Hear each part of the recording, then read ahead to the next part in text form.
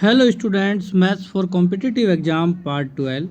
Question number 1 from partnership question में given है, किसी व्यापार में ए बी से 3 गुना पूंजी लगाता है तथा बी ए से 4 गुना समय तक व्यापार में रहता है, तो 420 रुपये के कुल लाभ में ए का हिस्सा क्या होगा। काफ़ी इंपॉर्टेंट क्वेश्चन है, चलिए इसको सोल्व करते हैं और देखते हैं इसका आंसर क्या आता है। सबसे पहले क्या कहता है, इसमें दो व्यक्ति हैं, एक तो ए है और आपका एक व्यक्ति जो है बी है। सबसे पहले इसमें कहा क्या जा रहा है कि जो ए है वो बी से 3 गुना पूंजी लगाता है। मान लेते हैं कि बी अगर x रुपये लगाएगा तो ए कितना रुपये लगाएगा, 3 गुना मतलब 3x रुपये लगाएगा। क्योंकि हमको ये नहीं पता पूंजी कितनी कितनी है, तो हमको एक वेरिएबल मानना पड़ेगा। मैंने मान लिया x। तो बी अगर x लगाता है, क्योंकि ए बी पे डिपेंड है, तो बी अगर x रुपये लगाता है तो ए कितना लगाएगा, उसका 3 गुना।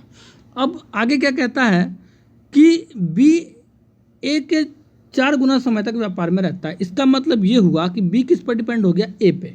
यहाँ पे समय का जो डिपेंडेंसी है वो ए पे हो गया। बी कहता है ए से 4 गुना समय तक व्यापार में रहता है। इसका मतलब ये हुआ अगर ए टी टाइम तक रहेगा तो बी आपका कितने समय तक रहेगा, 4t तक। उम्मीद करता हूँ मेरा पढ़ाया हुआ आपको एकदम अच्छे से क्लियर हो गया होगा। तो यहाँ से इनका पूंजी का और समय का रेशो मैंने यहाँ से आपका बना दिया है। तो अगर मैं आपको क्लियर कर दूं तो यहाँ पे देखो आपके जो वेरिएबल्स हैं एक तरह से डिवाइड ही होता है। यहाँ x से x कट जाएगा और t से आपका t कट जाएगा। तो आपका जो रेशो बना है 3:4 का रेशो बना है, जो a रेशो बी का रेशो है। उम्मीद करता हूँ आपके बात समझ में आ गई होगी। तो ये निवेशित पूंजी का अनुपात आपका बन चुका है। तो अब कहता है कि 420 रुपये के कुल लाभ में ए का हिस्सा क्या होगा। तो ए का हिस्से का जो आपका रेशो दिया है वो 3 का है। तो आपका ए का हिस्सा फाइंड आउट करने के लिए ए का हिस्सा ऊपर आ जाएगा, बटे में दोनों का सम 7 और गुणा में 420 रुपये का लाभ। तो यहाँ से ए का जो है लाभ निकल जाएगा। तो यहाँ से अगर मैं आपको 7 पंजे 35, 7 छक 42, तो 60 आ जाएगा यहाँ से, और 60 के 3 से गुणा कर देंगे तो 180 रुपये यहाँ से आ जाएगा, जो इसका 180, जो इसका answer option number B answer. उम्मीद करता हूँ मेरा पढ़ाया हुआ आपको काफ़ी अच्छे तरीके से समझ में आया होगा। चलिए नेक्स्ट क्वेश्चन को सोल्व करते हैं और देखते हैं आंसर क्या आता है। नेक्स्ट क्वेश्चन में कहता है कि ए बी और सी इस शर्त पर सहमत होकर व्यापार शुरू करते हैं कि ए की पूंजी का 6 गुना, बी की पूंजी का 10 गुना तथा सी की पूंजी का 12 गुना सभी बराबर होंगे। यदि वे क्रम से 6, 8 तथा 4 माह तक व्यापार में रहे हों तो 9,600 रुपये के कुल लाभ में बी और सी को कुल कितने रुपये मिले होंगे। इस क्वेश्चन को देख के आपके समझ में आ गया होगा, अगर आपने मेरी पिछली वीडियो देखी होगी तो। इस क्वेश्चन को जब मैं करा रहा था तो मैंने सारी बातें तो क्लियर कर दी, मैंने रेशो भी निकाल दिया, बट मैं ये जो माह जो थे ना, ये मैं लगाना भूल गया। इसी वजह से मैं कन्फ्यूजन में हो गया, आखिर आंसर क्यों नहीं आया। तो उस चीज़ को मैं यहाँ पे क्लियर कर देता हूँ। यहाँ पे क्या था, ए बी और सी की बात चल रही थी। तो कहता क्या है कि ए की पूंजी का 6 गुना, ए की पूंजी का 6 गुना मतलब 6a बराबर बी की पूंजी का 10 गुना 10b बराबर सी की पूंजी का 12 गुना 12c, सभी आपस में बराबर होंगे। तो यहाँ से मैंने आपको पहले बताया था कि ए बी और सी का हमें रेशो बराबर करना होगा। तो अगर मैं यहाँ से ए रेशो बी निकालूँ तो आपको पता है बी अपॉन में आ जाएगा और 10/6 हो जाएगा, तो 10:6 मिल जाएगा। तो यहाँ से 10:6 आ गया आपका ए बी का। अगर मैं बी और सी की बात करूँ तो बी अपॉन सी हो जाएगा, तो बी अपॉन सी बराबर 12/10 होगा, तो 12:6 बन जाएगा, 12:10 का रेशो बन जाएगा यहाँ बी और सी से। अब मैं आपको क्लियर कर दूं तो मैंने आपको पहले बताया था कि बी और बी यहाँ पे हमारा हमेशा इक्वल होना चाहिए, बी की वैल्यू इक्वल होनी चाहिए, तभी हमारा जो है रेशो सही कहलाएगा। तो यहाँ पे देखो बी की वैल्यू 6 है और यहाँ पे बी की वैल्यू 12 है, तो मुझे इसको 12 बनाने के लिए 2 से गुणा करनी पड़ेगी। तो यहाँ हो जाएगा आपका 20 और 6 दूनी 12।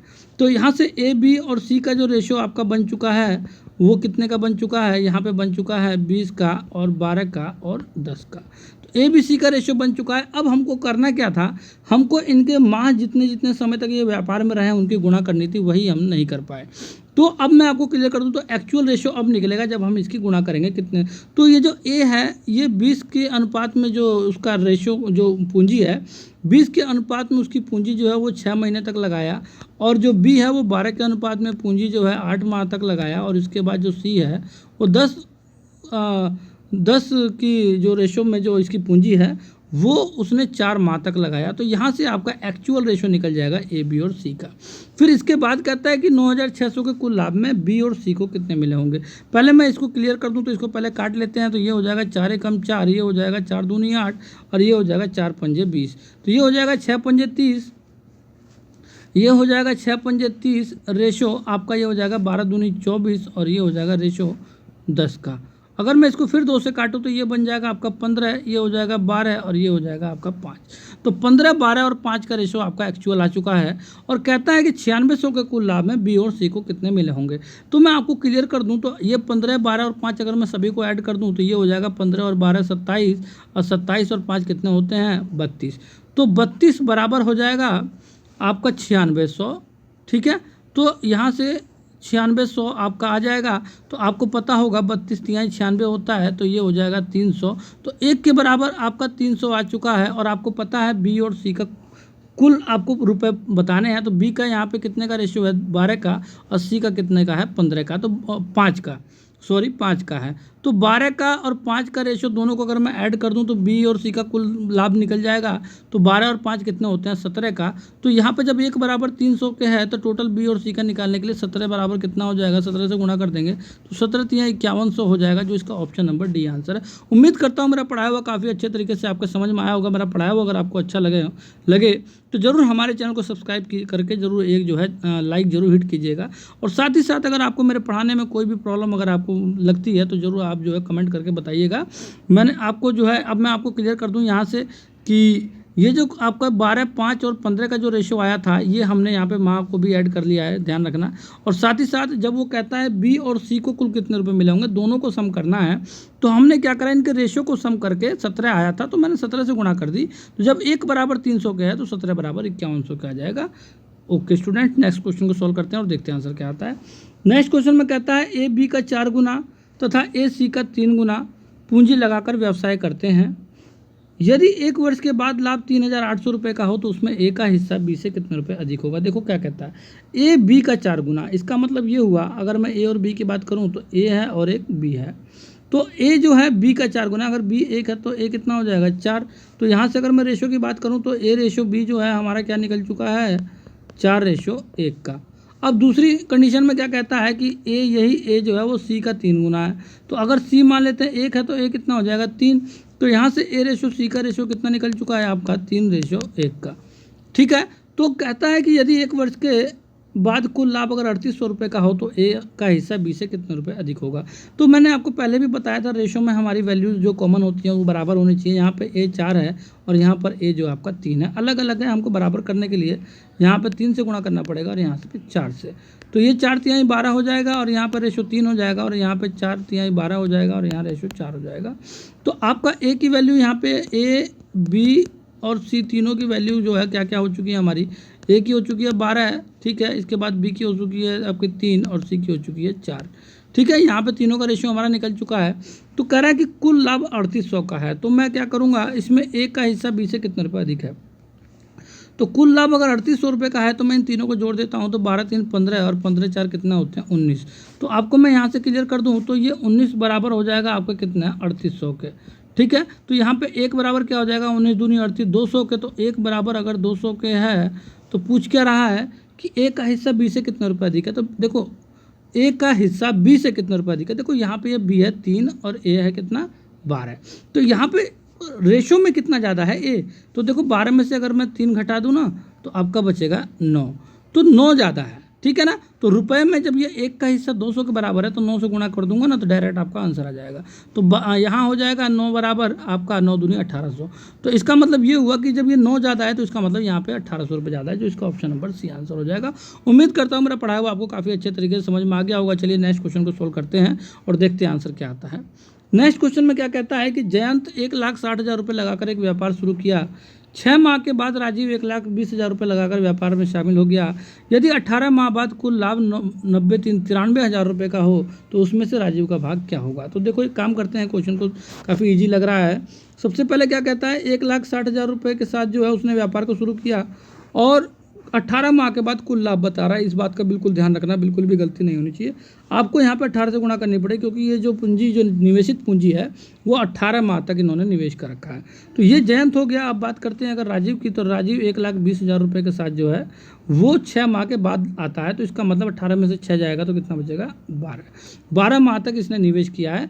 अब हम यहाँ पर निवेशित राशि का अनुपात निकाल लेंगे। इसके बाद कुल लाभ आपको दिया हुआ है, इसमें राजीव का भाग निकल जाएगा बाद वाले का। तो देखो 1 2 3 4 1 2 3 4 खत्म हो गया आपका, 4 तिहाई 12 4 चौक 16, ठीक है, और इस 4 से 4 12, तो आपका यहाँ पे बन चुका है ये 3 पंजे 15, 3 6 18, ठीक है ना। और ये देखो 3 एकम 3, 3 दूनी 6, तो सारा कट कटा के आपका 2:1 का रेशो बन चुका है। काफ़ी इजली तरीके से हमने इसको काट के बराबर कर दिया। तो 2:1 का रेशो बन चुका है, जयंत का है और ये राजीव का है।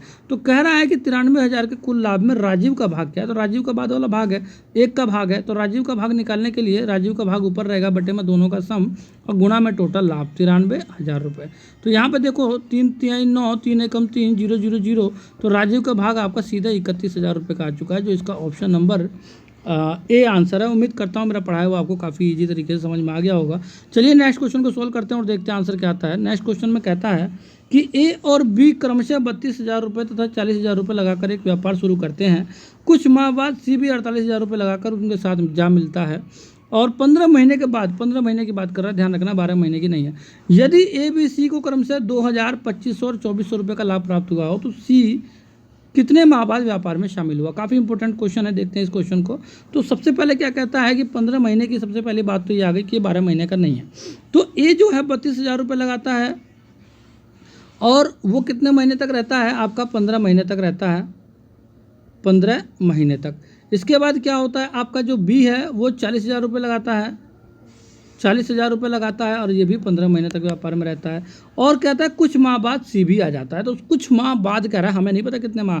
मान लेते हैं कि वो 48,000 रुपये लगाकर अगर सी आता है तो मान लेते हैं कुछ माह बाद जो भी आता है, मान लेते हैं टी समय तक वो रुकेगा। देख यार ध्यान रखना बेटे, यहाँ पे मैंने कुछ माह बाद नहीं बताया, मैंने बताया इतने समय तक रुकेगा, टी समय तक, ठीक है ना। कुछ माह बाद की वैल्यू ऐसा नहीं होता कि भाई कितने माह, हमने टी मान लिया, इसका मतलब वो कितने समय तक रुकेगा, ठीक है ना।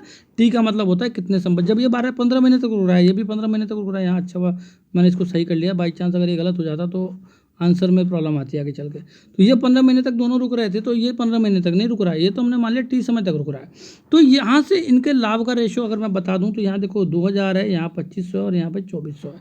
तो अगर मैं आपको क्लियर कर दूँ तो यहाँ से आपको 2,000 रेशो 2,500 रेशो 2,400 का लाभ का बराबर बनाना है। तो हम इसको क्या करेंगे, बाद के 2 2 जीरो पहले ही खत्म कर देंगे, जो जिससे छोटा हो जाएगा थोड़ा सा। ये हो जाएगा 20 रेशो 25 रेशो आपका 24 का रेशो बन जाएगा। अगर ये कटना हो तो और काट लेंगे, बट ये कटेगा नहीं क्योंकि 20 24 और 25 एकदम अलग अलग नंबर हैं। तो अगर मैं इनको काटना चाहूँ तो देखो 3 0 3 0 और 3 0 यहाँ पे आपके कट चुके हैं। तो अगर कुछ वैल्यूज अगर आप आपस में अगर कटना चाहती है तो ये होता है 8 चौका 32 और 8 पंजे 40 और ये होता है 8 छः 48 और कोई वैल्यू कटने वाली है यहाँ पे, तो मैं देखता हूँ।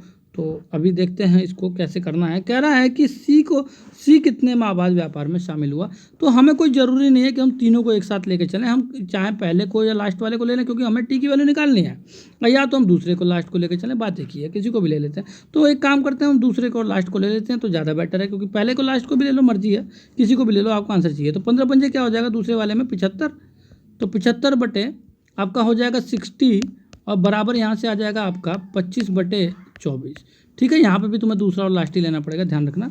तो यहाँ पे देखो आपका क्या हो जाएगा, 75 है तो 25 तिहाई 75 होता है और आपका 3 दूनी 6 हो जाएगा और 2 12 टाइम में 24 हो जाएगा। तो टी बराबर आमने सामने सीधे चले जाएंगे तो 12 टाइम हो जाएगा। तो इसका मतलब ये हुआ कि 12 मंथ जो है, 12 मंथ का जो है आपका आ गया है टी 12 महीने तक रुकेगा। भाई टी का मतलब यही था कि 12 कितने समय तक रुका, 12 मंथ तक रुकेगा, ठीक है। अब वो पूछ रहा है कि कितने माह बाद व्यापार में शामिल हुआ है। तो भाई टोटल तो व्यापार 15 माह का था और 12 महीने तक वो रुका था, तो इसका मतलब कितने माह बाद आया, तो 3 महीने बाद आया, जो इसका ऑप्शन नंबर डी आंसर। उम्मीद करता हूँ काफ़ी इजी तरीके से मेरा पढ़ाया हुआ आपके समझ में आ गया होगा।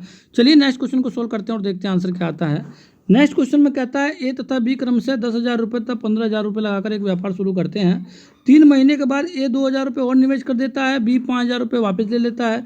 उसके 3 माह बाद सी भी 18,000 रुपये लगाकर व्यापार में शामिल हो जाता है। यदि 1 वर्ष के बाद कुल लाभ 38,100 रुपये का हो तो उसमें सी का हिस्सा क्या होगा। तो चलिए क्वेश्चन को सोल्व करते हैं और देखते हैं इसका आंसर क्या आता है।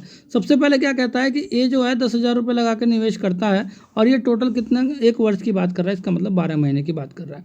तो ए जो है 12 महीने तक जो है वो क्या करता है, 10,000 रुपये निवेश करता है। फिर वो कहता क्या है, अच्छा एक सेकंड, ये 12 महीने नहीं आएगा, कह रहा है कि ये 3 महीने बाद जो है ना 2,000 रुपये और निवेश कर रहा है। इसका मतलब ये हुआ कि शुरू के 3 महीने तक 10,000 रुपये जो है उसको लाभ मिलेगा और फिर इसमें ऐड हो जाएगा प्लस होके अब की बार 2,000 रुपये और निवेश कर रहा है, तो अब 12,000 रुपये बाकी 9 महीने तक चलेगा, ठीक है ना। 9 और 3 कितना होता है 12। तो शुरू के 3 महीने तक 10,000 रुपये निवेश करे, उसके 3 महीने बाद 2,000 और निवेश करके 12,000 रुपये पे वो बाकी के 9 महीने तक उसने निवेश किया। अब बात करते हैं बी की। तो बी क्या करता है, 15,000 रुपये लगाता है, तो 15,000 रुपये वो भी शुरू के 3 महीने तक लगाएगा और बाकी 9 महीने तक वो क्या करता है 5,000 रुपये वो वापस ले लेगा। तो अब वो 10,000 रुपये ही रहेंगे उसके बाकी के 9 महीने तक, ठीक है। इसके बाद क्या कहता है आपका बचा सी, वो कह रहा है उसके 3 माह और बाद सी 18,000 रुपये लगा रहा है। इसका मतलब वो सिर्फ 6 महीने के लिए लगा रहा है। तो ये 18,000 रुपये वो कितने महीने के लिए लगा रहा है, वो 6 महीने के लिए लगा रहा है। इनका रेशियो निकाल लेंगे तो सी का हिस्सा हमारा इजी से फाइंड आउट हो जाएगा। तो यहाँ से अगर मैं आपको क्लियर कर दूँ तो देखो 3 जीरो हर जगह नजर आ रहा है, हम 3 जीरो खत्म कर देंगे। तो यहाँ पे बचेगा 10, 10 की 3 से गुणा करेंगे, ये हो जाएगा 10 तिहाई 30 और यहाँ हो जाएगा 12 निम्मा 108। तो 108 और 30 कितना हो जाएगा आपका, ये हो जाएगा 138। इसके बाद 138 आ जाएगा आपका। इसके बाद रेशो लगाते हैं तो आपका ये हो जाएगा 15 तिहाई 45 और ये हो जाएगा यहाँ से 10 निम्मा 90। 90 और 45 कितना होता है 135। और यहाँ से आपको मैं क्लियर कर दूँ तो 18 छिक्का 108 हो जाएगा, ठीक है। अगर मैं आपको बात करूँ यहाँ से तो 3 से अगर मैं काट के देखूँ तो 3 चौका 12, 3 छिक 18 और फिर ये काटो 3 चौका 12, 3 पंजे 15 और ये 3 तिहाई 9, 3 छिक 18। तो यहाँ पे आ चुका है 46, 45 और 36 का रेशो, ठीक है। आगे देखते हैं, कह रहा है सी का हिस्सा क्या होगा। अगर मैं तीनों को ऐड कर दूं तो कुल लाभ के बराबर हो जाएगा। तो ये हो जाएगा 6 6 12 5 17 का 7 कैरी 1 और 4 4 8 3 11 और 1 12, 127 बराबर हो जाएगा 381,00। तो आपको पता होगा 3 बार में अगर मैं काटूं तो 127 तिया 381 हो जाएगा, 0 हो जाएगा। 1 बराबर किसके हो गया आपका, 1 बराबर हो गया है 300 के। जब 1 बराबर 300 का हो गया, सी का हिस्सा पूछ रहा है, सी का हिस्सा कितना है 36 है। तो मुझे अगर जब 1 बराबर 300 के है तो 36 से गुणा कर दूंगा ना बोथ साइड। तो 36 से अगर मैं बोथ साइड गुणा कर दूंगा तो ये 36 बराबर कितना हो जाएगा, अब हमारा यहाँ पे आंसर आ जाएगा। तो ये हो जाएगा 0 और 3 छिक 18 का 8 कैरी 1 और 3 से 9 और 1 10, 10,800 आ जाएगा, जो इसका ऑप्शन नंबर बी आंसर है। उम्मीद करता हूँ मेरा पढ़ाया हुआ आप लोगों को एकदम अच्छे से क्लियर हो गया होगा। Okay students, bye.